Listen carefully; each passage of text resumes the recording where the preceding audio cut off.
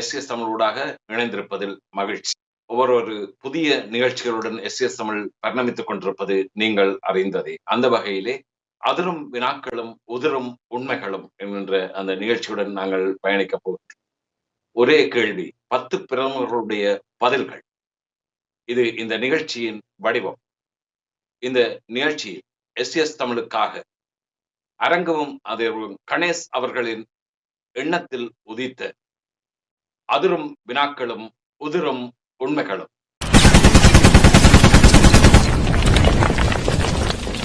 எங்கும் செல்வோம், எதிலும் வெல்வோம். ஒரே கேள்வி, பல பிரமுகர்களின் பதில். மறுக்கப்படும் கேள்விகள், மறைக்கப்படும் உண்மைகள். உண்மை உறுதி, உள்ளதை உள்ளபடியே முழங்கிடும். புலம்பெயர் தேசங்களில் வாழும் நம்மவர்கள், நாடும் நாடுசார் நமது மக்களும் அங்கு படும் துயரங்களை எண்ணி வாழ்கிறார்களா, இல்லை நாம் ஏன் சிந்திக்க வேண்டும்? பலம் பொருந்திய அரசியல் கட்சிகள் அங்குள்ளது என கூறி தங்கள் கருத்துக்களை பல கோணங்களில் சிந்திக்காது விதைக்கிறார்கள். மக்களின் புரிதல் எப்படி உள்ளது? அதிரும் வினாக்களோடு உங்களுடன் நான் முல்லை மோகன். இந்த வாரம் கேள்விக்கான அதிரும் வினாக்களும் உதிரும் உண்மைகளும். உதிர்ந்து கொண்டிருக்கின்ற உண்மைகள் மத்தியில் அதிரும் வினாவுக்கு உதிரும் உண்மையுடன் அரசியல் ஆய்வாளரும் பன்முக கலைஞருமான திரு சபேசன் அவர் விடுதலை குழுக்களின் தலைமைகள் அரச பதவிகளில் அங்கம் வகித்து வருவதையும் மிகப்பெரிய பொறுப்புகளில் இருப்பதையும் நாங்கள் அறிவோம். சிறையில் வாடும் நம் காணாமல் போன மக்கள் நிலைகள் அவர்களை மீட்க ஏன் முன்வருவதில்லை? சரி, சிறைகளில் இருப்போர் விடுதலை கேட்ட கைதிகளா அல்லது அரசியல் கைதிகள்? சமரச அரசியல் என்று இல்லாமல் சரணாகதி அரசியல் ஆனதன் பிற்பாடு அந்த கைதிகளை விடுதலை செய்வது என்பது ஒரு பெரிய அவர்களால் முடியாத காரியமாக இருக்கிறது என்பதுதான் உண்மை. காரணம், அவர்களால் அவர்கள் ஒரு இலங்கை அரசாங்கத்தோடு அதன் சொற்படி நடக்கின்ற அளவிற்கு அல்லது மிகப்பெரிய விட்டு கொடுப்புகளோடு சில வேலைகளை மட்டும் அவர்கள் செய்யக்கூடிய அதிகபட்ச வேலைகள் தங்களுடைய ஆதரவாளர்களுக்கு வேலை எடுத்து கொடுப்பது அல்லது ஆதரவாளர்களுக்கு காவல் நிலையத்தில் ஏதாவது பிரச்சனை என்றால் போய் பேசுவது, கெஞ்சியோ அல்லது ஏதாவது ஒன்று தங்களுடைய தொடர்புகள் ஊடாகவோ பேசி விடுவிப்பது. இதை தாண்டி இந்த அரசியல் தலைவர்கள் பெருமளவில் தமிழ் மக்களுக்கு நன்மை பெற்று தர முடியாது என்பதுதான் என்னுடைய கருத்து. அவர்களால் இந்த காணாமல் போனவர்களுக்கோ அல்லது அது விடுதலை வேண்டி நிற்கின்ற கைதிகளா அரசியல் கைதிகளா என்றால் அவர்கள் அரசியல் கைதிகள் தங்களுடைய விடுதலையை வேண்டி நிற்கின்றார்கள். இப்ப அவர்களுடைய போராட்டம் என்பது அது இந்த ஆயுத போராட்டத்திலே இலங்கை அரசாங்கம் அதை பயங்கரவாதம் என்று பார்த்தாலும் கூட ஒரு தமிழர்கள் ஒரு தேசிய இனம், அந்த தேசிய இனத்திற்கு ஒரு நாடு வைத்திருப்பதற்கான தன்னுடைய நாட்டை தானே ஆளுகின்ற உரிமை இருக்கின்றது. தமிழ் மக்கள் இறைமை மிக்க மக்கள் என்ற அடிப்படையில் அந்த உரிமையை நிலைநாட்டுவதற்கு தான் ஆயுதமேந்தி போராட வேண்டும் அல்லது ஆயுதமேந்தி போராடுவதற்கு தான் உதவி செய்ய வேண்டும் என்ற அரசியல் முடிவின் அடிப்படையில் அவர்களுடைய செயற்பாடு இருந்தது. அந்த செயற்பாடின் அடிப்படையில் அவர்கள் கைது செய்யப்பட்ட பொழுது அவர்கள் அரசியல் கைதிகள் தான். அவர்களை ஒரு குற்றவாளிகள் அல்லது பயங்கரவாதிகள் என்ற அளவிலே இலங்கை அரசாங்கம் சொல்லுவதில் எனக்கு அது உடன்பாடான விடயம் அல்ல. அவர்களை அரசியல் கைதிகளாகத்தான் நோக்க வேண்டும். இலங்கை அரசாங்கம் அதை மறுக்கிறது. அவர்கள் அரசியல் கைதிகளே தங்களிடம் இல்லை என்று சொல்லிவிடுகிறது. அதனால் அவர்கள் அரசியல் கைதிகள் தான். ஆக குறைந்தது இந்த இலங்கை அரசாங்கத்தோடு இணக்க அரசியல் அல்லது சரணாகதி அரசியல் அல்லது இணைந்திருக்கின்ற இந்த மற்ற கட்சிகள் குழுக்கள் இவர்களை அரசியல் கைதிகளாக அங்கீகரிக்க வேண்டும் என்பதையாவது கேட்டு பெற வேண்டும். அப்படி நடந்துவிட்டால் மிகுதி வேலைகள் கூட இலகுவாகிவிடும். இந்த கைதிகள் விடயத்தில் இந்த குழுக்களால் பெரிய அளவில் செய்ய முடியும். சில தனிநபர்களுடைய விடயத்தில் நாங்கள் ஒரு தந்தை தன்னுடைய மகளிடம் இருந்து மிக பாச போராட்டத்தின் மத்தியில் அந்த பிரிந்து போன அந்த தூக்கு தண்டனை கைதியின் காட்சிகள் எல்லாம் நாங்கள் பார்த்தோம். அவர்களுக்கு கூட இவர்களால் எந்த விடுதலையையும் பெற்றுத்தர முடியவில்லை என்பதுதான் இந்த கசப்பான உண்மை. ஆகவே இவர்களால் இந்த விடயத்தில் பெரிய அளவில் என்றால் இப்ப இந்த பிரச்சனை எனக்கு தெரிந்து ஒரு 10-12 வருடமாக அதற்கு முன்னமேயே அது நடந்து கொண்டிருக்கின்றது. விடுதலை புலிகள் இருந்த காலத்தில் தான் கைதிகள் பரிமாற்றத்தினூடாக அரசியல் கைதிகள் விடுதலை செய்யப்பட்டார்கள். மற்றும்படி அல்லது மற்றையபடி விடுதலை செய்யப்பட்ட செய்திகள் எனக்கு பெரிய அளவிலே இல்லை. அதாவது ஒரு பயங்கரவாத தடை சட்டத்தின் கீழ் அங்கே ஒரு பதிவு செய்யப்பட்ட பிறகு இவர் பயங்கரவாத தடை சட்டத்தின் கீழ் கைது செய்யப்பட்டிருக்கிறார் என்ற பதிவு நடந்ததன் பிற்பாடு விடுவிக்கப்பட்ட கைதிகளை பற்றி நான் பெரிய அளவில் அறியவில்லை. அவர்கள் இந்த இலங்கை அரசாங்கம் புனர்வாழ்வு கைதிகளை இயக்க உறுப்பினர்களை பிடித்து புனர்வாழ்வு அளித்து விடுவித்ததைத்தான் பெரிதாக பேசுகின்றார்கள். இந்த பயங்கரவாத தடை சட்டத்தில் பிடிபட்ட இவர்கள் யாரையும் இவர்கள் விடுவித்தது மாதிரி தெரியவில்லை. ஆகவே எங்களுடைய போராட்டம் என்பது இந்த பயங்கரவாத தடை சட்டத்தை நீக்க வேண்டும் என்பதிலும் இருக்க வேண்டும். அதை பற்றியும் பெரிய அளவு முன்னெடுப்புகளை எங்களுடைய தமிழ் கட்சிகள் செய்யவில்லை என்பதும் ஒரு வேதனையான விடயம். உறவுகள் பார்த்துக் கொண்டிருப்பது அதிரும் வினாக்களும் உதிரும் உண்மைகள் உதிர்ந்த வண்ணம் இருக்கின்றன.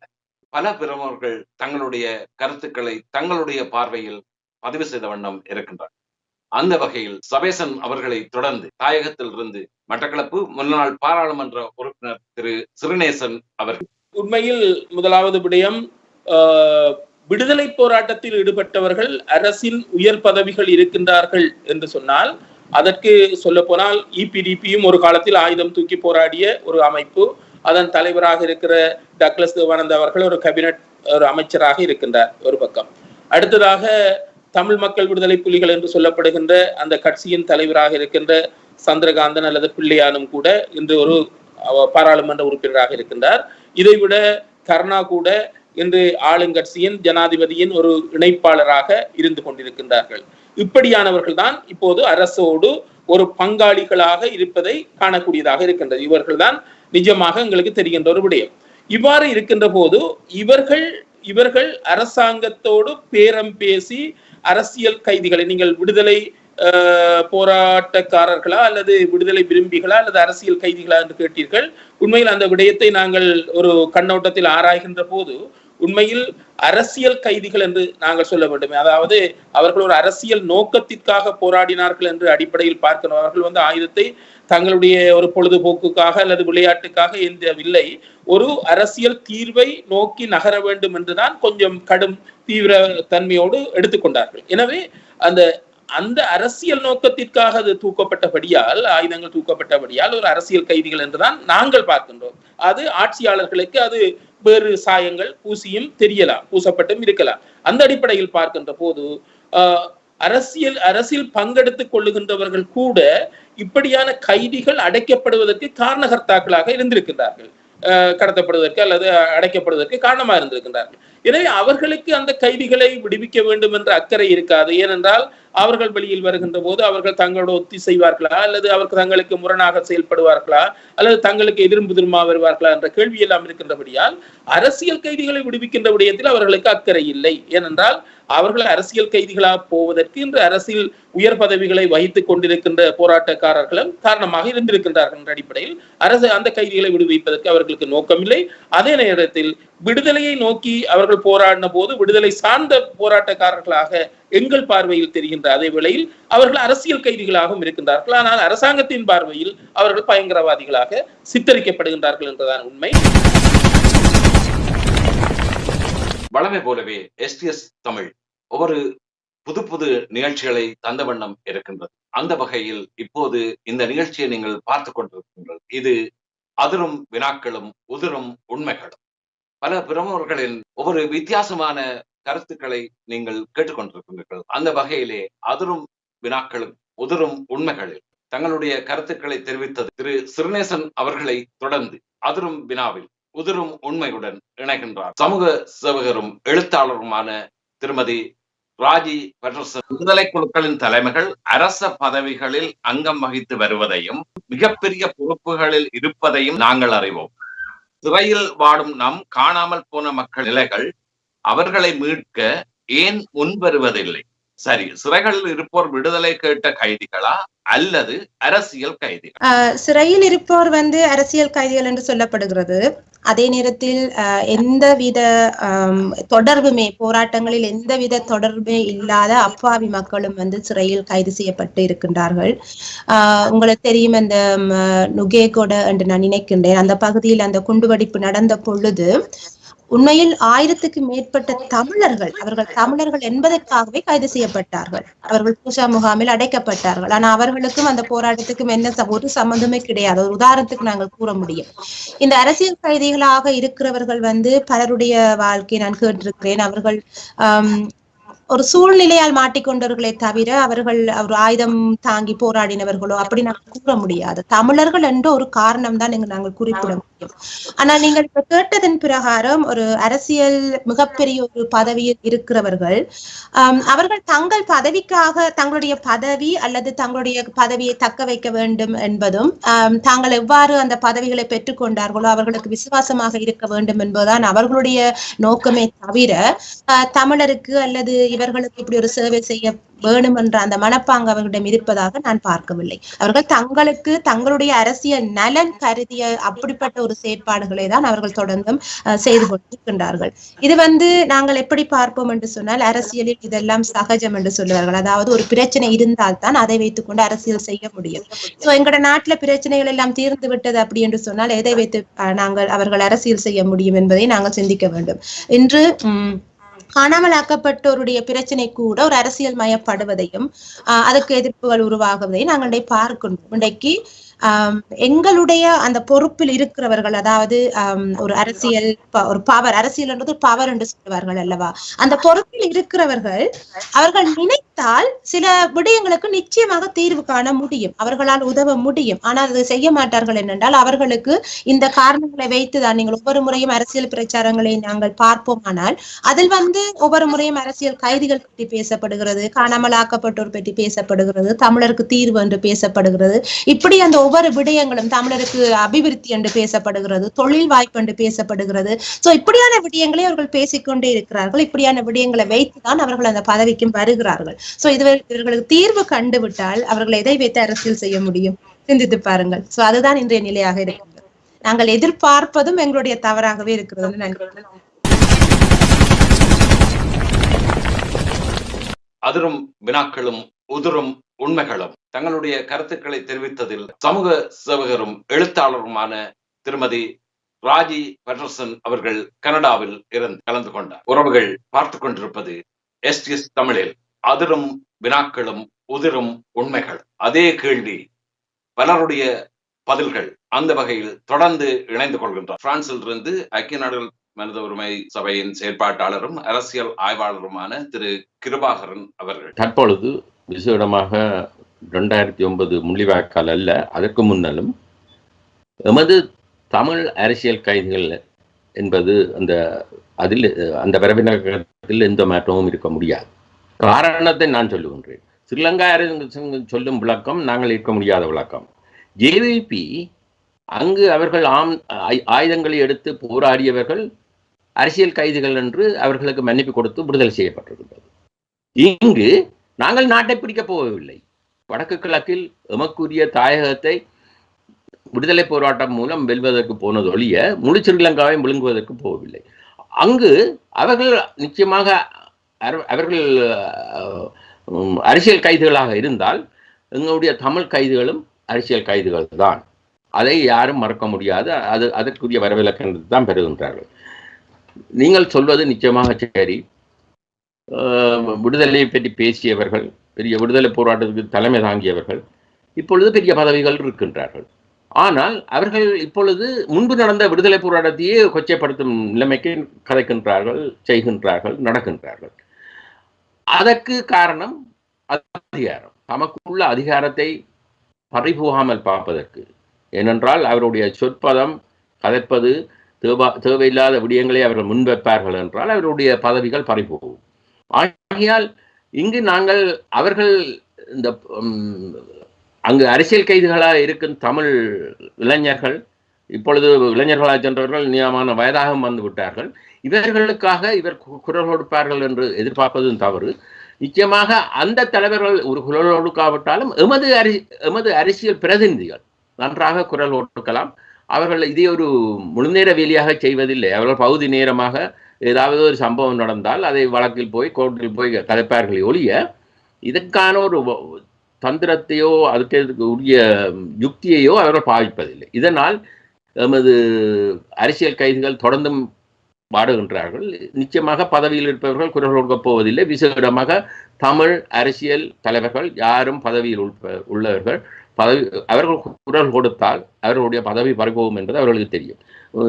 நாங்கள் இந்த பெயர்கள் சொல்றதுக்கு விருப்பமில்லை. கிழக்கில் எத்தனையோ பேர் இருக்கின்றார்கள் இந்த அரசாங்கத்தில் செல்வாக்கு வகிப்பவர்கள். வடக்கில் எத்தனையோ பேர் இருக்கிறார்கள். அங்கு வடக்கு கிழக்கு என்று பார்க்கவில்லை, எல்லாரையும் தான் நடத்தி வைத்திருக்கின்றார்கள். ஆகையால் இந்த அரசியல் கைதிகள் விடுதலை நிச்சயமாக மேல் பதவிகளில் உள்ளவர்கள் குரல் கொடுக்க மாட்டார்கள். ஆனால் நம்முடைய பாராளுமன்ற உறுப்பினர் அரசியல் பிரதிநிதிகள் நிச்சயமாக இதை வடிவாக பார்க்கலாம். அவர்கள் அதை பெரிதாக செய்வதாக எனக்கு படவில்லை. திரு கிருபாகரன் அவர்களை தொடர்ந்து அதிரும் வினாக்களும் உதிரும் உண்மைகள் உலர்ந்த வண்ணம் இருக்கும் இந்த நேரம் ஊடக வித்தகரும் பன்னாகம் இணையதள ஆசிரியருமான திரு கிருஷ்ணமூர்த்தி அவர்கள் விடுதலை குழுக்களின் தலைமைகள் அரச பதவிகளில் அங்கம் வகித்து வருவதையும் மிகப்பெரிய பொறுப்புகளில் இருப்பதையும் நாங்கள் அறிவோம். சிறையில் வாடும் நம் காணாமல் போன மக்கள் நிலைகள் அவர்களை மீட்க ஏன் முன்வருவதில்லை? சரி, சிறைகளில் இருப்போர் விடுதலை கேட்ட கைதிகளா அல்லது அரசியல் கைதிகள் என்று அரசியல் கைதிகள் என்று சொல்லி சிறையில் இருப்பவர்கள் கிட்டத்தட்ட ஒரு அப்பாவிகளாகத்தான் இருக்கின்றார். அவர்கள் யாரும் முழுமையாக அந்த போராட்டத்தில் ஈடுபட்டவர்களாகவோ அல்லது அரசியலில் ஈடுபட்டவர்களாகவோ இல்லை. அவர்கள் ஒரு உதவியாளர்களாகத்தான் இருந்திருப்பார்கள். அநேகம் ஒரு சின்ன உதவியை செய்தவர்களாகத்தான் அந்த நேரத்தில் இருந்தார்கள். அவர்கள் இனம் காணப்பட்டு அவர்கள் கைது செய்யப்பட்டனர். அதற்கு காரணம் ஒன்று நீங்க பார்க்கலாம், அந்த போராட்டத்தில் இருந்த குழுவில் இருந்தவர்கள் எல்லாம் மிக பெரிய பதவிகளில் அரசிடம் இருக்கின்றார்கள் என்று நீங்கள் கடந்த செய்திகளை பார்க்கலாம். அரசியல் கைதிகள் போராட்டம் என்று அங்கே நடந்து கொண்டிருக்கிறது. காணாமல் போன போராட்டம் அது ஒரு அரசியல் கைதிகளின் ஊடாக கையை சேர்த்துத்தான் அந்த போராட்டம் நடக்கிறது. ஏன் இந்த அரசியல் கைதிகளை இந்த அரசுடன் இருக்கும் அந்த போராட்டத்தில் ஈடுபட்ட வலி தெரிந்த அந்த தலைவர்கள் உண்மையிலே வலி தெரிந்தவர்கள் என இந்த போராட்டத்தின் வலி ஒரு நாட்டின் விடுதலை செய்யும் போது எப்படியான வலிகளை அவர்கள் கண்டார்களோ அந்த வலி எல்லாத்தையும் கண்டவர்கள் ஏன் இந்த சிறு ஒரு குறிப்பிட்ட அளவு மக்கள் அங்கே இருக்கின்றார்கள் கைதிகளாக. அவர்கள் எத்தனையோ போராட்டத்தை அந்த சிறையிலே செய்திருக்கின்றார்கள். அதையெல்லாம் கண்டுகொள்ள முடியாத அரசு இந்த போராட்ட தலைவர்கள் உண்மையிலே அவர்கள் தங்களால் இயலாது என்று சொல்லவில்லை, அரசு செய்யக்கூடாது என்று சொல்லவில்லை.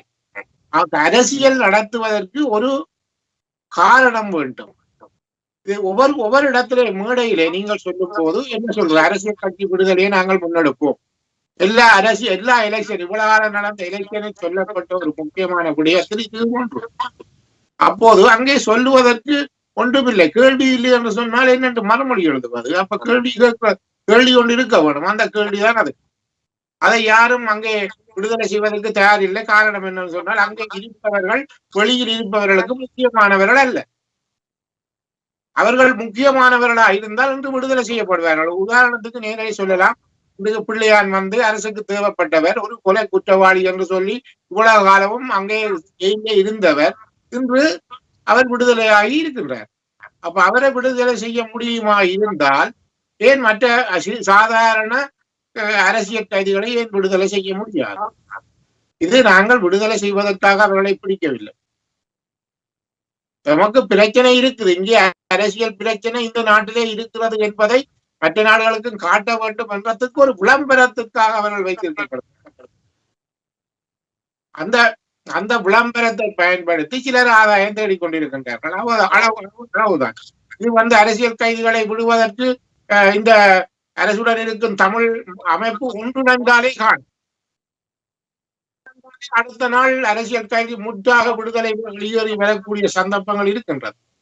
ஏனென்று சொன்னால் இந்த அரசியல் கட்சிகள் ஒன்றிணைந்தால் வடக்கு கிழக்கில் அரசுக்கு ஆதரவாக யாரும் இல்லை.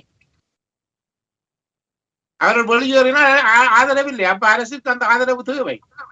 அப்பா என்ன அவர்கள் கேட்ட கேள்விக்கு அவர்கள் விடுதலை செய்வார்கள். இதுதான் அந்த அரசியல் கட்சிகளின் உண்மையான நிலைப்பாடுகளாக அங்கே இருக்கின்றது. அதிரும் வினாக்களும் உதிரும் உண்மைகளும். தங்களுடைய கருத்துக்களை தெரிவித்ததில் திரு கிருஷ்ணமூர்த்தி அவர்கள் கலந்து கொண்டார். உறவுகள் பார்த்து கொண்டிருப்பது STS தமிழில் அதிரும் வினாக்களும் உதிரும் உண்மைகள். அதே கேள்வி, பலருடைய பதில்கள். அந்த வகையில் தொடர்ந்து அரசியல் ஆய்வாளரும் எழுத்தாளருமான திரு சன் தவராஜா அவர்கள் சுவிஸிலிருந்து. விடுதலை குழுக்களின் தலைவர்கள் யாரும் அரச பதவியில் இருப்பதாக நான் இதுவரையும் அறியவில்லை. சிலவளை என்னுடைய அறிவு போதாமல் இருக்கலாம். நீங்கள் EPDPயின் தலைவர் டக்ளஸ் தேவானந்தா மற்றும் மட்டக்களப்பு நாடாளுமன்ற உறுப்பினர் சிவனேசதுரை சந்திரகாந்தன் மற்றும் கருணா போன்றவர்களை குறிப்பிடுகின்றீர்களா என்று நான் நினைத்து கொண்டு அதற்கேற்ப இந்த பதிலை தரலாம் என்று நான் நினைக்கின்றேன். முதலிலே டக்ளஸ் தேவானந்தா அவர்களை பற்றி பார்ப்பதாக இருந்தால், அவர் இப்பொழுது அரசாங்கத்திலே அமைச்சராக இருக்கின்றார். அவர்தான் விடுதலை போராட்டத்தோடு தொடர்புடைய போராட்ட தலைவர் அல்ல, போராட்டத்தோடு தொடர்புடைய ஒருவராக அரசாங்க பதவியிலே இருக்கின்றார். அவர் EPRF எனப்படுகின்ற ஈழ விடுதலை போராட்ட அமைப்புகளின் 5 பிரதான அமைப்புகள் ஒன்றான ஈழ விடுதலை EPRF-இனுடைய படைத்துறை தலைவராக இருந்தார். மக்கள் இராணுவத்தினுடைய தளபதியாக இருந்தவர் தான் டக்ளஸ் தேவானந்தா. ஆனால் அவர் EPRF தடை செய்யப்பட்ட பின்னான காலகட்டத்திலே EPRF சிதைந்து போய் ஒரு தொகுதியினர் அரசாங்கத்தோடு இந்திய அரசாங்கத்தோடு சேர்ந்து செயற்படுகின்ற காலகட்டத்திலே டக்ளஸ் தேவானந்தா அதிலே பங்கு கொள்ளாதவராகத்தான் இருந்தார். அவருடைய அரசியல் பிரவேசம் என்பது 95ஆம் ஆண்டு சந்திரிகா அரசாங்கத்தில் பின்னான காலப்பகுதியில் தான் அவர் ஒரு அரசியல் கட்சியாகத்தான் அவர் வருகின்றார். ஆகவே அவரை ஒரு விடுதலை போராட்ட தலைவராக அவர் அரசியலிலே வந்தார் என்று கூறுவதற்கு இல்லை. மற்ற இருவர்களான பிள்ளையான் எனப்படுகின்ற சிவனேசதுரை சந்திரகாந்தன் என்பவர் ஒரு தலைவரே இல்லை. அவர் சாதாரண ஒரு உறுப்பினராக விடுதலை புலிகள் அமைப்பிலே இருந்தவர். அவரை எங்களுக்கு நன்றாக தெரியும். அவர் பொதுவாக வாகனம் கடத்துவதில் சிறந்தவர் என்கின்ற அளவில் தான் அவர் ஒரு இடைநிலை தலைவராகத்தான் அவர் அங்கே இருந்தார். தலைவர் என்று கொள்ளப்படக்கூடியவர் கருணா அவர்கள். விநாயகமூர்த்தி முரளிதரன் பிரதி அமைச்சராகவும் அவர் இருந்திருக்கின்றார். விடுதலை புலிகளின் 2வது தலைவர் என்ற நிலைக்கு வரக்கூடியவர் என்று வர்ணிக்கப்பட்டவர் அவர். ஆனால் அவரும் கூட விடுதலை புலிகள் இயக்கத்தை விட்டு விலகி சொந்த வாழ்க்கைக்கு திரும்புவதற்கு அவர் முயற்சி செய்து முடியாமல் போன சூழலிலே மீண்டும் அரசியலுக்கு வந்தவர் தான். ஆகவே அவர்களை நாங்கள் விடுதலை குழுக்களின் தலைவர்கள் என்று வர்ணிப்பது தவறு என்று என்னுடைய கருத்து. இந்த அரசியல் கைதிகளை பொறுத்தவரையிலே நானும் அரசியல் கைதியாக இருந்திருக்கின்றேன். ஸ்ரீலங்கா சிறைகளிலே 4 வருடங்களுக்கு மேலாக. அரசியல் கைதிகளுடைய நிலைமை மிகவும் பரிதாபமானது. விடுதலை புலிகளினுடைய செயற்பாடுகளிலே ஈடுபட்டார்கள் என்கின்ற பொழுது அது ஒரு அரசியல் காரணமாக கொள்ளப்பட வேண்டும் என்பது என்னுடைய பார்வை. சிலருக்கு அதிலே மாறுபட்ட கருத்து இருக்கலாம். ஆனால் காலங்காலமாக அவர்கள் அரசியல் கைதிகளாக கொல்லப்பட்டு வந்திருக்கின்றார்கள் என்பதற்கு உதாரணங்கள் இருக்கின்றன. ஏனென்றால் 87ஆம் ஆண்டு இலங்கை இந்திய ஒப்பந்தம் கைச்சாத்திடப்பட்ட பொழுது அப்பொழுது நானும் சிறைச்சாலையிலே இருந்தேன்.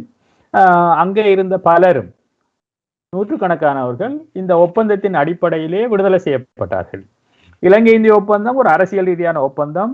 ஆகவே முன்னாள் போராட்ட குழுக்களிலே இருந்தவர்கள் விடுதலை செய்யப்படுகின்றார்கள் என்றால் அதில் அரசியல் கைதிகள் என்று அவர்கள் மறைமுகமாக ஏற்றுக்கொள்ளப்பட்டிருக்கின்றார்கள் என்று அர்த்தம். என்றால் ஒரு சாராரை அரசியல் கைதிகளாக ஏற்றுக்கொண்டால் அவர்கள் அரசாங்கத்தினுடைய சட்டத்திட்டங்களுக்கு உட்படாமல் ஐக்கிய நாடுகள் சபையினுடைய சட்டத்திட்டங்களுக்கு உட்பட்டவர்களாக கொல்லப்படுவார்கள் என்கின்ற விஷயத்தை நாங்கள் தெரிந்து கொள்ள வேண்டும். அவ்வாறு அவர்கள் அரசியல் கைதிகளாக ஏற்றுக்கொள்ளப்பட்டால் அவர்களுக்கு சில சிறப்புரிமைகளை வழங்க வேண்டிய கடப்பாடு அரசாங்கத்துக்கு இருக்கின்றது.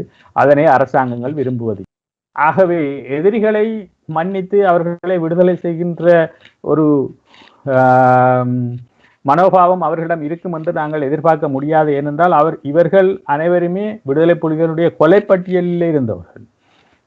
ஆகவே சாதாரண மனநிலையில் கூட நாங்கள் அவர்களை நீங்கள் கொலைப்பட்டியலில் இருந்தவர்களை மன்னித்து விடுதலை செய்யுங்கள் என்று கேட்டுவிட முடியாத ஒரு சமூகம்தான் எங்களுடைய தமிழ் சமூகம். நாங்கள் இலகுவிலே யாரையும் மன்னித்து விட மாட்டோம். விடுதலை புலிகள் என்ற பெயரிலே கைது செய்யப்பட்டு அரசியல் கைதிகளாயிருப்பவர்களை விடுதலை செய்வதிலே அந்த குடும்பங்களுக்கு மாத்திரமும் அல்லது ஒரு சிலருக்கு மாத்திரத்தான் அதிலே அக்கறை இருக்கின்றது என்பதுதான் யதார்த்தமாக இருக்கின்றது. 2005ஆம் ஆண்டிலே நல்லாட்சி அரசாங்கம் இருந்த காலத்திலே சிறந்த வாய்ப்புகள் இருந்தன அவர்கள் அனைவரையும் விடுதலை செய்வதற்கு. ஆனால் அதனை செய்வதற்கு யாருமே முன்வரவில்லை. குறிப்பாக தமிழ் தேசிய கூட்டமைப்பு காத்திரமான நடவடிக்கைகள் எடுக்கவில்லை.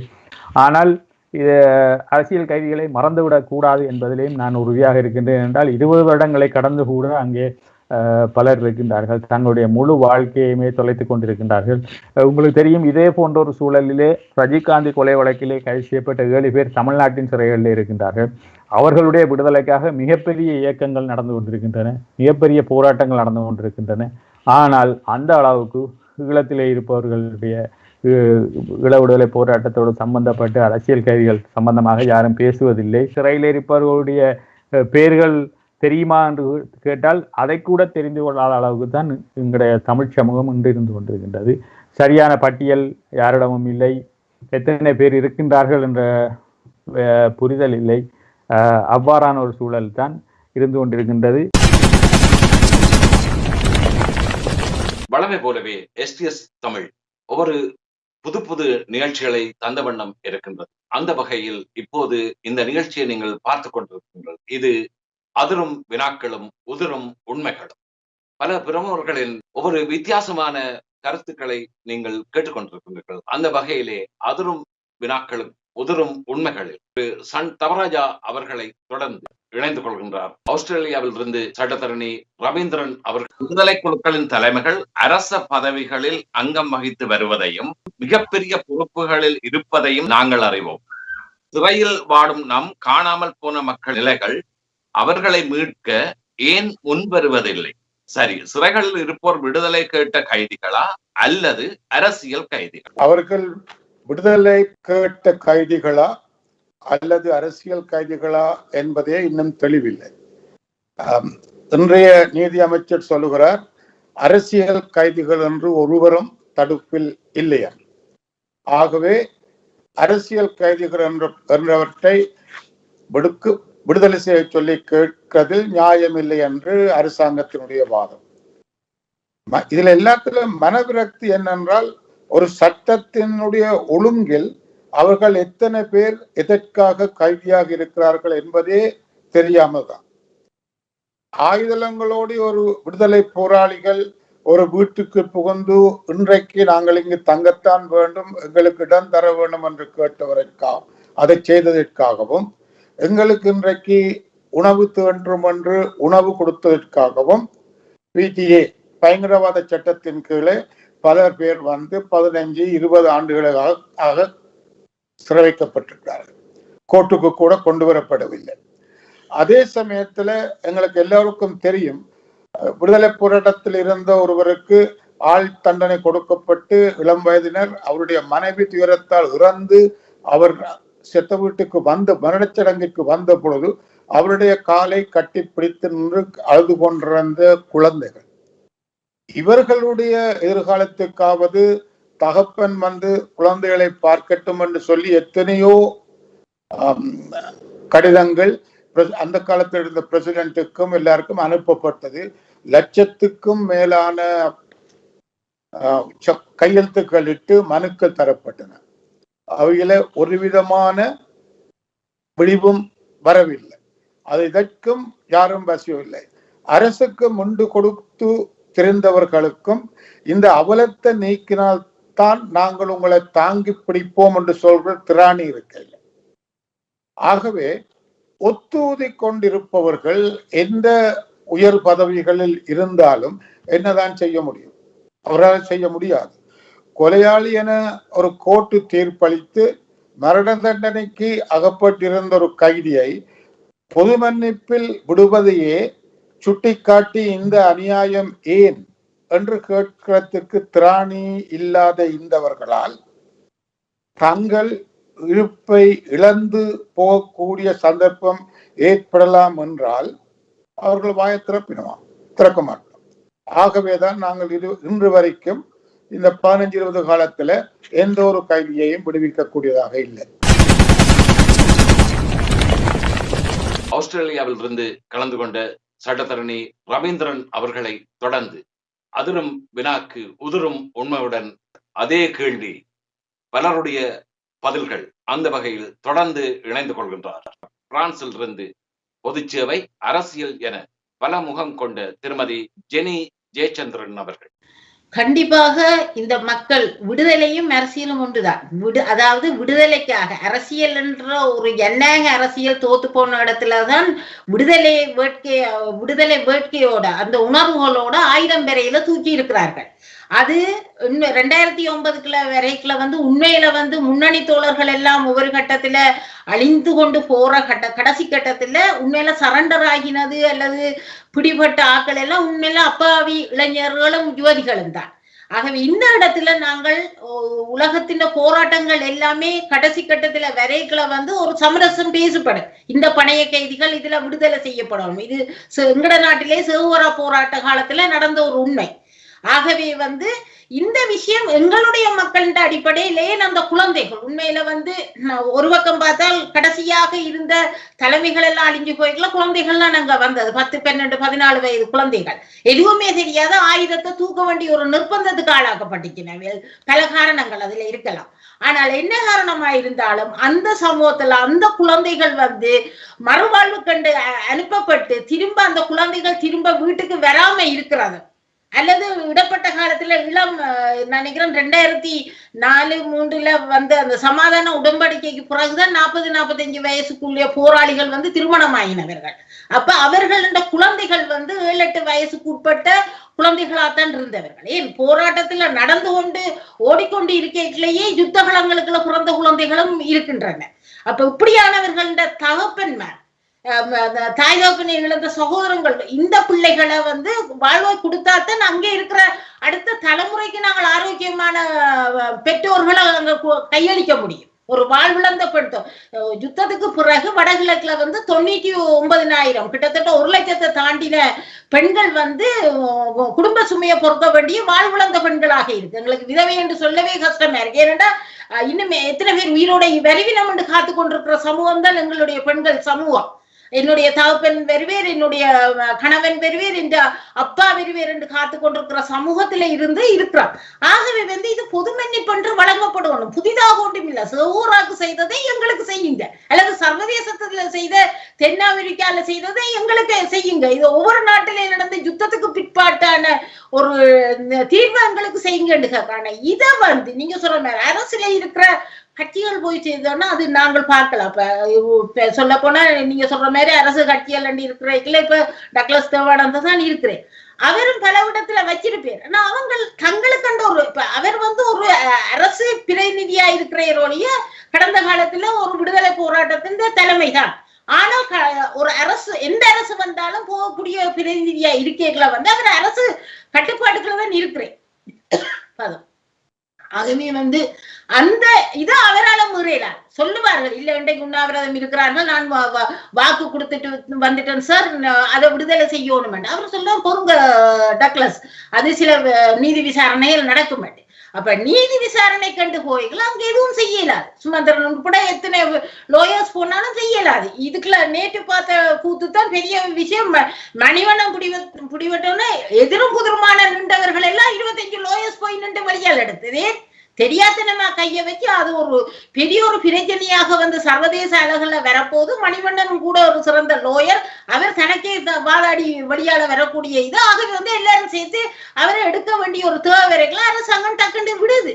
இதுல டக்ளஸ் தேவானந்த பேரும் வருது. ஏன் நான் பேரை சொல்லி கொடுக்குறேன்டா அவர்களால செய்யக்கூடியது அதான் சொல்லியிருப்பேன். கண்டிப்பாக இவரை நீங்கள் தொடர்ந்து பயங்கரவாத சட்டத்துக்குள்ள போடுவீங்கள் என்று சொன்னா நாட்டில் நிறைய குழப்பங்கள் வரும், சர்வதேச அளவுல எதிர்ப்பு வரும், இந்தியா தலையிடும். அப்ப இந்த பிரச்சனையிலே பிடிச்ச கையோடைய பயங்கரவாத சட்டம் இல்லை, பயங்கரவாத சட்டமாக சொல்லப்பட்டது இல்லை என்று மறுபறிக்க விட்டு விடப்பட்டிருக்குது. ஆகவே இதை எந்த அளவு தூரத்துக்கு ஒரு மணிவண்ணனை வச்சு எல்லா கைதுகளையும் வழியால கொண்டுடலாம் என்ற சில நேற்று இன்றைய செய்திகள் வருது. அது நடக்க முடியாது. அது அரசு அதை விளங்கி கொள்ளணும். உண்மையில எங்கட பிரச்சனைய முடிவுக்கு கொண்டு வரணும் என்று சொன்னா விஷமம் பிடிக்காம. இந்த 2-3 அரசு மாறி வந்துட்டு, ஆனா எந்த அரசுமே எங்கட விடுதலை செய்யல. என்னடா உண்மையில சொல்ல போனா காணாம போனவர்கள் அங்க இல்லை. அதுதான் அங்க பெரிய கொடுமை. அந்த தாய்மார் அந்த பெண்கள் காத்து கொண்டிருக்கிற விஷயம் இல்லை, இல்லாமலாக்கப்பட்டு விட்டார்கள், அடையாளம் தெரியாமலாக்கப்பட்டு விட்டார்கள். எந்த அடையாளங்களும் இல்லை, திகதியும் இல்லை. செத்த நாளுக்கு திதி செய்யறதுக்கு அந்த பெண்கள் தலைமைத்துவமாக சுமந்து கொண்டிருக்கிற வாழ்க்கையில அதுகளுக்கு இல்லை. வேறு எத்தனை வருஷம் காக்குறது? ஆகவே இந்த நிலைமை வந்து தமிழ் தலைமைகள் என்று சொல்லி போய் அரசாங்கத்தோட நின்றா போல நாங்க தீர்க்க போறது அல்ல. இது அரசு இதுக்காக சர்வதேச அழுத்தம் கொடுக்கறது நிறைய விஷயங்கள் செய்யணும். சும்மா அங்கே இருக்கிற பெண்கள்ல நான் 2 பெண்களை கூட்டிக் கொண்டு இங்க கலைக்க வச்ச உடனே எல்லாம் சாத்தியமாகிறது இல்லை. அதுக்கான அழுத்தங்கள்ல இருந்து யோசிச்சு கூட்டாக இருந்த ஒரு தீர்வை நகத்தோடு மற்ற சர்வதேச நாட்டின் அழகை காட்டி நடைமுறையை காட்டி கொண்டிருந்தாலே ஒழிய நாங்கள் இதுக்கான முற்று முடிவான தீர்வுகளை கொண்டு வர முடியாது. அது ஒரு பாரதூரமான விளைவும். அந்த பெண்கள் என்ற நிலையில நான் அனுபவிக்கல, அது தெரியுது. ஒரு கணவன் இல்லாத பெண்ணும் பெற்றோர் இல்லாத குழந்தைகளும் வர்ற அவலங்கள். அண்ணா உழைச்சி தருமன்ற எத்தனையோ குமர்கள் தரையேறாத விளக்கம். விதவிகளானதை விட இன்றைக்கு 40, 45, 50 வயசாகி கொண்டிருக்கிற பெண்கள் இன்றைக்கு திருமணமாகாத வாழ்க்கை முறை சீரழிகின்றது எங்களுடைய சமூகம். இதுக்கு என்ன தேவை என்றதை வந்து புலம்பெயர் சமூகத்தாக்கள் நாங்கள் சிந்திச்சு அவர்களுக்கு அழுத்தம் கொடுக்க வேண்டும். யாருக்கு? தமிழ் தலைமைகளுக்கு அழுத்தம் கொடுக்க வேண்டிய இது வேற. அவர்கள் கேட்க மாட்டார்கள் எங்களுடைய சொல்ல. தேர்தலுக்கு வேண்டுமென்றால் பணம் கேட்பார்கள், தேர்தலுக்கு வேண்டுமென்றால் அரசியல் வாக்கு எங்கிட்ட வருவார்களே ஒழிய, ஆனால் அதுக்காக கொடுக்க வேண்டிய விதத்துல கொடுக்க வேண்டிய ஒரு தேவை இருக்குது. அதை நாங்கள் எல்லாருமே யோசிக்க வேண்டி இருக்குது. யோசிச்சு செயற்படுத்த வேண்டும் என்றதுதான் என்னுடைய கருத்து. திருமதி ஜெனி ஜெயச்சந்திரன் அவர்களை தொடர்ந்து அதிரும் வினாக்களும் உதிரும் உண்மைகளும் உதிர்ந்து கொண்டிருக்கின்ற உண்மைகள் மத்தியில் லண்டனில் இருந்து சட்டத்தரணியும் அரசியல் ஆய்வாளருமான திரு காதர் அவர்கள். சிறையிலே இருப்பவர்கள் விடுதலைக்காக புறப்பட்டு விடுதலைக்காக தங்களை அர்ப்பணித்த அரசியல் கைதிகள், அது ஒரு பதிலாக சொல்வதாக இருந்தால். மற்றது இன்று அவர்கள் நீங்கள் கேட்ட கேள்வியிலே ஒரு முக்கியமான ஒரு கேள்வி இருக்கிறது. இன்று பேர் சொல்வதாக இருந்தால் கருணாவை நாங்கள் எடுத்துக்கொள்வோம். அவர் அரசாங்கத்திலே இருக்கிறார், அமைச்சராக ஒரு காலத்தில் அமைச்சராக இருந்தார். இன்று அமைச்சு பதவியில் இல்லாவிட்டாலும் ஒரு அமைச்சருக்குரிய ஒரு வசதியோடு இருக்கிறார். அவர் ஒரு முக்கிய அரசாங்கத்திலே ஒரு செல்ல பிள்ளையாக ஒரு முக்கிய இடத்திலே இருக்கிறார், வசதியாக சொகுசாக இருக்கிறார். அவரால் பயிற்றுவிக்கப்பட்ட அவருடைய ஆணையை நிறைவேற்றியவர்கள் சிறையில் இருக்கிறார்கள். இது எந்த விதத்திலே நியாயம்? மற்றது எனக்கே தெரியும், நான் சிறையிலே இருந்து 1989 விடுதலையாகி வந்தேன். 85 பிடிப்பட்டு 87 இலங்கை இந்திய ஒப்பந்தம் வந்தபோது கிட்டத்தட்ட 6000 பேருக்கு பொது மன்னிப்பு கொடுக்கப்பட்டது. அந்த 6000 பொது மன்னிப்பு கொடுக்கப்பட்டு வெளியே வந்தவர்களிலே சிலருக்கு, நான் நினைக்கிறேன் ஒரு 100 பேருக்கு இவர்களுடைய பாஷையில கூறுவதாக இருந்தால் பாரதூரமான குற்றச்சாட்டுகள் இருந்தன. உதாரணமாக உங்களுக்கு தெரியும், 2வது தடவை நாங்கள் பிடிபட்டு போனது வரதர் என்ற ஒரு போராளி. அவர்தான் ஜிஓசி தலைமையகத்துக்கு குண்டுவெடி சூத்திரதாரி என்றும், அவர்தான் ரஞ்சன்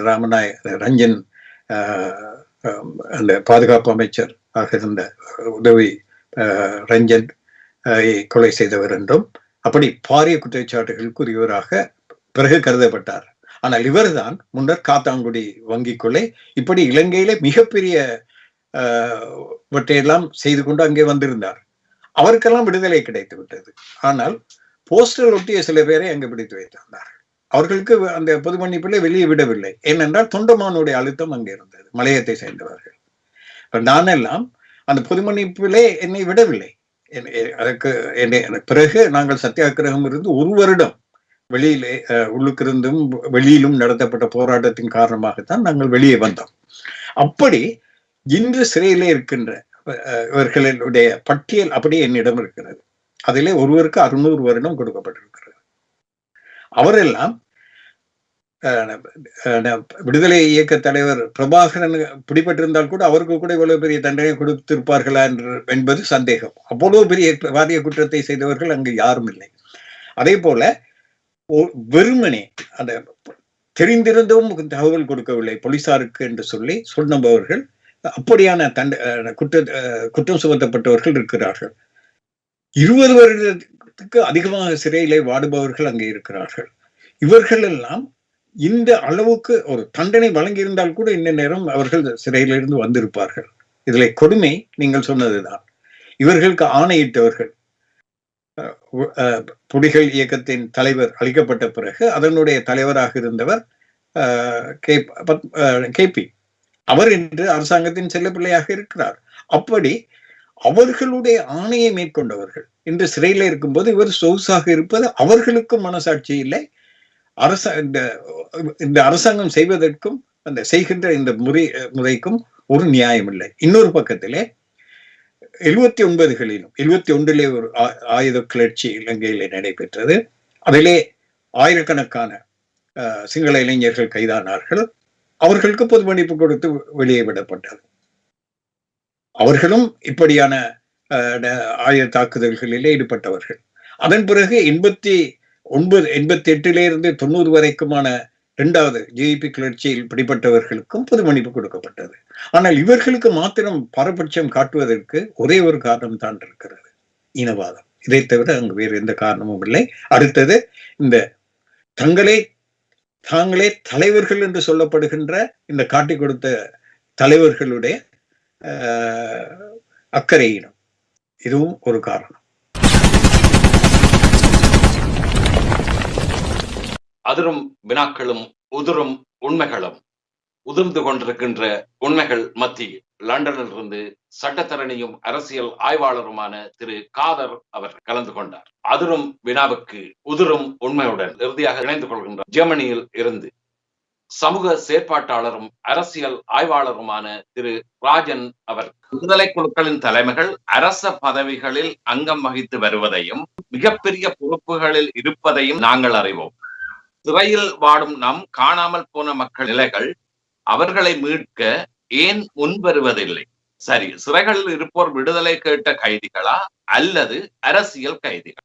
விடுதலைக்காக போராடிய பல அமைப்புகளினுடைய தலைவர்கள் இன்று ஸ்ரீலங்கா அரசினுடைய பாராளுமன்ற அமர்வுகளிலே பாராளுமன்ற உறுப்பினர்களாக இருக்கின்றார்கள் என்பது உண்மையான விடயம். அவர்கள் எங்கள் எல்லாருக்குமே தெரியும். அவர்கள் விடுதலை கோரி போராடிய பல அமைப்புகளாக பல்வேறு காலகட்ட பகுதிகளிலே பல்வேறு குழப்ப நிலைமைகளோடு, பல்வேறு தளர்வு நிலைகளோடு, பல்வேறு முரண்பாடுகளோடு அவர்கள் கூட்டிணைந்திருந்தாலும் கூட அது காலப்போக்கிலே அதனுடைய வாத பிரதிவாதங்களுக்கூடாக அல்லது நியாய பரிமாணங்களுக்கூடாக அவர்கள் மீண்டும் ஒரு அரசியல் தளத்துக்குள்ளே கூட்டி சேர்க்கப்பட்டார்கள். கடந்து வந்த வரலாற்று துன்பியல் நிகழ்வுகளை தவிர்த்து கொண்டு ஒரு இனத்தினுடைய ஒரு சரியான அரசியல் ஸ்திர நிலைமையை பெற்றுக்கொள்ள வேண்டும் என்கின்ற மிகப்பெருத்த எதிர்பார்ப்போடு அவர்கள் ஒரு நிலைமாறு சக்திகளாக மாற்றப்பட்டார்கள். அவர்கள் தமிழ் மக்களினுடைய அரசியல் பிரதிநிதிகளாக மாற்றப்பட்டார்கள். ஆனால் அவர்கள் மாற்றப்பட்ட போதிலும் கூட அங்கே அவர்களினுடைய அரசியல் சார்ந்த சாணக்கியமான விடயங்களை முன்னகர்த்தி கொள்வதற்கும் அவர்கள் வெள்ளாண்மைகளோடு தங்களுடைய அரசியல், அதாவது தமிழ் மக்களினுடைய அரசியலை முன்கொண்டு செல்வதற்கும் மையமாக இருந்தவர்கள் தமிழீழ விடுதலை புலிகள். இதை யாரும் மறுத்துவிட முடியாது. அவர்கள் அந்த அந்த அந்த வரலாற்று ஓட்டத்திலே இந்த தலைவர்களினுடைய மையமாக இருந்து கொண்டு மீண்டும் ஒரு தமிழ் தேசிய கூட்டமைப்பு என்கின்ற ஒரு வீட்டு சின்னத்தின் ஊடாக அவர்கள் முழுமைப்படுத்தப்பட்டார்கள். அனைத்து இயக்கங்களிலும் இருந்து அவர்கள் உள்வாங்கப்பட்டார்கள். ஆனால் துரதிர்ஷ்டவசமாக இந்த 2009 போர்க்களத்துக்கு பின்பு அது மீண்டும் அது ஒரு சில்லறைத்தனமான போக்குகளிலே போகின்ற விடயங்களை நாங்கள் பார்க்கின்றோம். அவர்கள் மீண்டும் சில ஒன்றோடு ஒன்று ஒவ்வாத விடயங்களையும் முன்னுக்கு பின் முரணான விடயங்களையும் கையிலே எடுத்துக்கொள்ளுகின்ற ஒரு சில பாராளுமன்ற உறுப்பினர்களினுடைய போக்குகள் மீண்டும் அவர்களுடைய பழைய நிலைமைக்கு அவர்கள் சென்று விட்டார்களா என்ற தமிழ் மக்கள் வியப்போடு அல்லது ஒரு அச்சத்தோடு பார்க்கின்ற சூழலுக்குள்ளே அவர்கள் நகர்ந்து விட்டார்களா என்கின்ற விடயம் கூட அதுல இருந்தது, யாரும் தவிர்த்து முடியாது. ஆனால் இங்கே நாங்கள் ஒன்றை மட்டும் புரிந்து கொள்ள வேண்டும். நான் ஏலவே குறிப்பிட்டது போல ஸ்ரீலங்காவிலே ஒரு மிக பெருத்த போர்க்களத்தினுடைய சூத்திரதாரிகளாக இருந்தவர்கள் தான் இன்று அரசாட்சியிலே இருக்கின்றார்கள். இன்று மாகாண சபைகளுக்காக, மாகாண அரசுகளுக்காக கொடுக்கப்படுகின்ற எந்த ஒரு விடயம் சார்ந்த விடயத்தில எந்த ஒரு அனுகூலத்திலும் மத்திய அரசினுடைய முழுமையான கட்டுப்பாடுகளும் பொறிகளும் இருக்கு. அந்த பொறிகள் அவர்களுடைய சரியான ஒரு இந்த தமிழ் தேசிய இனத்துக்கு எதிரான மிக பெருத்த ஒரு எதிரான நிகழ்ச்சி நிரல். அந்த நிகழ்ச்சி நிரலுக்குள்ளே இருந்து கொண்டு இவர்கள் மிக எளிமையாக சிறையில இருப்பவர்களை, நீங்கள் கேட்டுக்கொண்ட சிறையில இருப்பவர்களை விடுதலை செய்யவோ அல்ல நிலப்பரப்புகளை விடுதலை செய்யவோ அல்லது தமிழ் மக்களினுடைய நிலங்களை முழுமையாக கையகப்படுத்தவோ முடியாதவர்களாகத்தான் இருக்கின்றார்கள். காலத்துக்கு காலம் அவர்கள் தங்களுடைய குரல்களை பதிவு செய்கின்றார்கள். மக்களுக்காகத்தான் நாங்கள் இருக்கின்றோம் என்ற உண்மையை திரும்ப திரும்ப அவர்கள் குறிப்பிட்டாலும் கூட அவர்களுடைய குரல்களுக்கு அங்கு வலுவிழந்தவர்களாகத்தான் இருப்பதை பார்க்கக்கூடியதாக இருக்கின்றது. சிறையில இருப்பவர்கள் அரசியல் கைதிகளும் இருக்கின்றார்கள். குறிப்பாக அரசியல் கைதிகள் தான் கூடுதலாக இருக்கின்றார்கள். அவர்களுடைய விடுதலையை மிக எளிதாக்கி விடுவது என்பது இவர்களுக்கு முடியுமையாக இருந்தால், அந்த அளவுக்கு இவர்களுக்கு அங்கே இன்றைய அரசு அவர்களுக்கான அங்கீகாரத்தை கொடுக்குமையாக இருந்தால் அது வியப்பாகத்தான் இருந்துவிட முடியும். சாதாரணமான விடயங்களை நீங்கள் பார்த்தால் கூட இறந்தவர்களுக்கு தீபமேற்றி வழிபடவோ அல்லது ஏதாவது ஒரு பொது நிகழ்வுகளை முன்னெடுக்கவோ உடனடியாக அரசு தடை போடுகின்ற இந்த சந்தர்ப்பத்திலே இவர்களுடைய பொறுப்பு சார்ந்த விடயங்கள் ஒரு எல்லை கோட்டை கீறி வைத்திருந்து பயணம் செய்து திரும்புகின்றவர்களாகத்தான் இருப்பார்களே தவிர அந்த எல்லைகளை கடந்து எங்களுடைய எதிர்பார்ப்புக்கு ஏற்ற வகையிலே அல்லது சிறைகளிலே வாடுகின்ற கைதிகளை விடுதலை செய்கின்ற அந்த பார்வையிலே இவர்களுடைய தன்மை ஒரு ஒரு கட்டத்தை தாண்ட முடியாத தடைகளுக்குள்ளே அவர்கள் தடுமாறுவதை நாங்கள் பார்க்கின்றோம். அதிரும் வினாக்களும் உதிரும் உண்மைகளும் தங்களுடைய கருத்துக்களை தெரிவித்ததில் இறுதியாக ஜெர்மனியில் இருந்து சமூக செயற்பாட்டாளரும் அரசியல் ஆய்வாளருமான திரு ராஜன் அவர் கலந்து கொண்டார். உறவுகளே, அதிரும் வினாக்களும் உதிரும் உண்மைகளில் 10 பிரமுகர்களுடைய பதிவை நீங்கள் கேட்டீர்கள். கேட்கப்பட்ட கேள்விகள், சொன்ன பதில்கள் யார் மனதையும் புண்படுத்தும் நோக்கில் இல்லை. இது மக்களின் சில அறியாமைகளை புரிய வைத்திட நாம் எடுத்துக்கொண்ட ஒரு புதிய முயற்சி. தெரியாததை தெரிந்து அறிந்து கொள்ள அதிரும் வினாக்கள். வானவில்லில் பல வர்ணங்கள் உள்ளன. மாண்ட வாழ்விலும் சில பல மாற்றங்கள் உள்ளது. நேற்று என்பது கடந்த காலம், இன்று என்பது நிகழ்காலம், நாளை என்பது எதிர்காலம். மற்றொரு அதிரும் வினாக்களும் உதிரும் உண்மைகளுடன் சந்திப்போம். அதிர்வின் தயாரிப்பு அரங்கமும் அதிர்வும் திரு சின்னராஜா கணேஷ் அவர்கள். நிகழ்ச்சி தயாரிப்பு STS தமிழ் தொலைக்காட்சி. நல்லது உறவுகளே, மிகவும் விறுவிறுப்பாக பல பிரமுகர்கள் தங்களுடைய கருத்துக்களை பதிவு செய்திருக்கின்றார்கள். நீங்கள் பார்த்திருக்கின்றீர்கள், கேட்டிருக்கின்றீர்கள். இது அதிரும் வினாக்களும் உதிரும் உண்மைகளும். தொடர்ந்து அடுத்தடுத்த வாரங்களில் தொடரும். மீண்டும் அடுத்த வாரம் STS தமிழுடன் சந்திப்போம். தொழில்நுட்பத்தில் S. தேவராஜா அவர்களுடன் இணைந்து விடைபெற்றுக் கொள்கின்றேன். நன்றி, வணக்கம்.